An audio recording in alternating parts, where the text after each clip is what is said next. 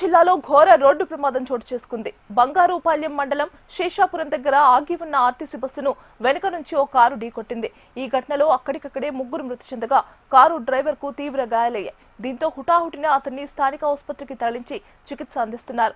రోడ్డుపై ఆగి ఉన్న ఆర్టీసీ బస్సును వెనుక నుంచి అతివేగంగా ఢీకొట్టి బస్సు కిందకి దూసుకెళ్లింది కారు. మృతులంతా ఒకే కుటుంబానికి చెందిన వారుగా తెలుస్తోంది. మృతుల స్వస్థలం వరంగల్ కాగా బెంగళూరు నుంచి తిరుమలకు వెళ్తుండగా ఈ ఘటన జరిగింది. మృతదేహాలను పోస్టుమార్టం నిమిత్తం చిత్తూరు ప్రభుత్వ ఆసుపత్రికి తరలించి కేసు నమోదు చేసి దర్యాప్తు చేస్తున్నారు పోలీసులు. ఇక ఇదే అంశానికి సంబంధించి మరింత సమాచారం అందించడానికి మా కరెస్పాండెంట్ చరణ్ ఫోన్ లో సిద్ధంగా ఉన్నారు. చరణ్, ఇవాళ ఉదయం చిత్తూరు జిల్లాలో ఘోర రోడ్డు ప్రమాదం జరిగిందని చెప్పాలి. అయితే రన్నింగ్ లో ఉన్నటువంటి కారు ఒక్కసారిగా బస్సు కింద దూసుకెళ్ళింది. అయితే ఒకసారిగా డ్రైవర్ నిద్రమత్తు ప్రమాదానికి కారణమని పోలీసులు అయితే తెలుపుతున్న పరిస్థితి ఉంది. ఈ ప్రమాదంలో ఒకే కుటుంబానికి చెందినటువంటి ముగ్గురు మృతి చెందారు.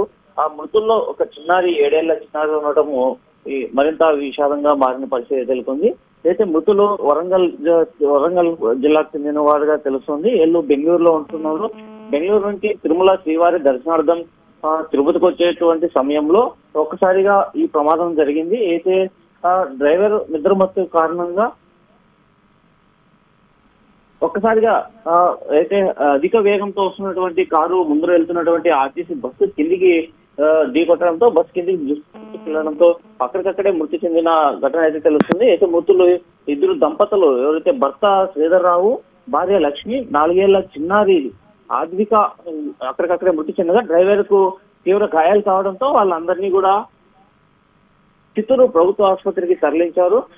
పోస్ట్ మార్టం నిమిత్తం అక్కడ ఉన్నటువంటి పోలీసులు కావచ్చు అక్కడ విచారణ అయితే చేపట్టిన పరిస్థితి నెలకొంది.